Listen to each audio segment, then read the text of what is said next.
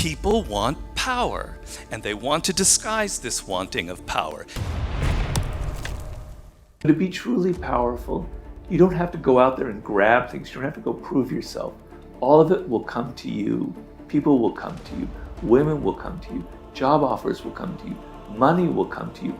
If you have this kind of inner strength, inner power that I think is the ideal for young men today in the world. And so to me, the most important thing here is to, first of all, define an icon of what I would consider a virtuous masculine ideal for all of us to realize and think about. Because without a nice sense of an ideal, then we're kind of lost at sea. We don't really know where we're heading, what we want to achieve, or what we want to aim for in life. And so when I think of masculinity, or I think it means to be a man, so to me the idea is you have sense of control of your nature, of who you are. You know that you're not just about being aggressive. It's not just about picking fights and going out in the world and kind of hurting people or pushing them around. That's actually a sign of weakness. True inner strength is something that's quiet and that's calm, right? And so you don't feel the need to push people, to hurt people, to assert yourself, to show off, to show how people who show off how wealthy they are, how many fancy cars they have, are actually weak. They're actually insecure. They're actually incredibly immature. And I talk about in the laws of human nature that when you look at somebody who has very extreme quality, like bravado, like brashness, like bragging about how great they are, by bragging about how many women they've seduced, by bragging about their fancy cars, they're actually really weak little tiny people inside. They're trying to cover up all their weaknesses, all their insecurities with bravado. But you, as a young man, you don't need any of that. When you see it, you're disgusted by it, because it reveals weakness. Somebody who is truly strong inside doesn't have to show off, doesn't have to talk, doesn't have to say a lot. That was the whole thing about Gary Cooper. He never talked. You know, I say in Laws of Power, always say less than necessary. Weak people have to talk, have to brag, have to talk, all these things. If you're strong inside, you let your actions do the talking. You take somebody coming into your life and saying, this is what you need to do, this is where you need to go. You're not doing it right. You need to follow this path instead of the one that you're on.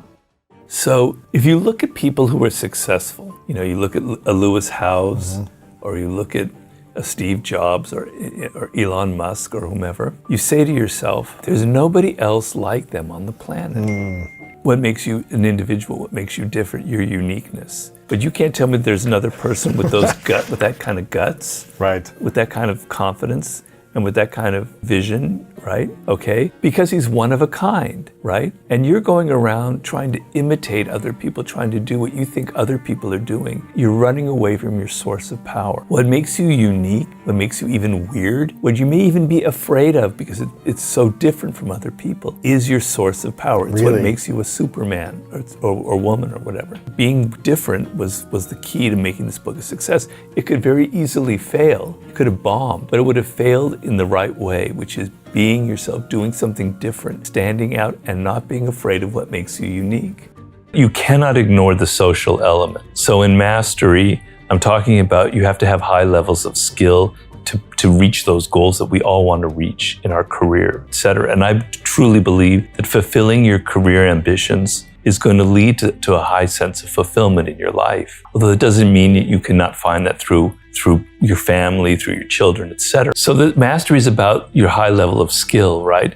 And to do that, you have to go through an apprenticeship. You have to learn things over and over and over again. But another skill that you cannot ignore is the social. We're social animals. And there are a lot of people in life who ignore that. It's just not how life goes, you know? I mean, I think of like the greatest athletes in the world, people who are at the top 0.1% of the top of their profession. They're failing all of the time. Yeah. They're not winning championships every year, right? Their careers go up and down. Everybody who's successful, you will see ups and downs. We venerate Steve Jobs as perhaps the greatest tech entrepreneur. He went through an incredibly dark period after he founded the company. He got fired from Macintosh. He founded Next, which was a failure. He was as depressed as I was in the mid-90s. He didn't know what was going on. And then he got his career resurrected with Apple on a second go. And it's because through failure, You develop some toughness, some inner toughness, right? You develop a thick skin. You're able to take it, right? Life involves adversity. And if you've only had everything good, the first time something happens that you don't expect, you're just gonna wilt. So I don't care who you are, there's always somebody, people who are successful have always had some kind of failure or adversity. Otherwise, they wouldn't be able to stay on, to rebound. You know, if you fail and, you know, people are laughing at you, etc., and you feel kind of, you know, vulnerable to criticism, etc., you take that moment and you learn from it. You learn what you did wrong, right? You learn what didn't work. And then you grow from that, and then the second thing that you create is going to be powerful and it's going to be successful. It's an opportunity, and the opportunity is on many levels to rethink your life, to rethink your values, to rethink where you're going, to rethink what your career should be, what your relationship to other people should be. It's a time to reorient yourself to who you are and what you like and what what your goals are and what makes you unique. It's a time to read books and enlighten yourself and enrich your mind. So if you have that attitude where obstacles are actually the path forward, nothing's going to stop you getting back to your attitude and towards thinking a particular way. So defeat and failure is the greatest thing that could ever happen to you.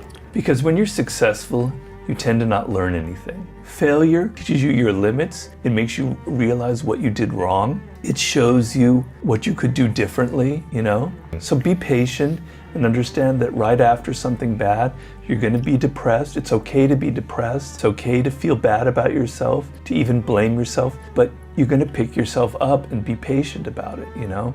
It's a process. Is that you pay a price for repressing your emotions.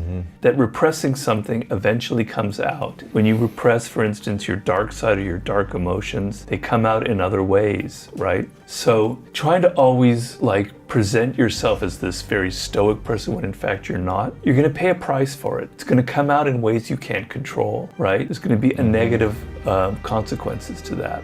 It's like you want a path in life when you're 20, 21, 22, but you don't want it to be so rigid because you're going to burn out, you're going to get bored, and you're going to give up. You want that path to be like that instead of like this. So you can go this way, you can go this way, you can go this way, you can go this way. But if your path is like that, you'll never find anything because you'll try everything. You know, you need challenges in life. You do. So, you know, I always look at it this way. If you're here, this is your skill level. A challenge like here is going to really improve you. If the challenge is here, it's too much, you'll fail and it'll have bad consequences. If you're here and you're below your level, you're going to get bored. So the optimum thing is to always choose your next project that's a little bit above you so you can learn and feel excited and challenged and have that adrenaline rush from trying to meet the challenge and get there, and all your energy is involved. So that's the proper way to do things in life for me.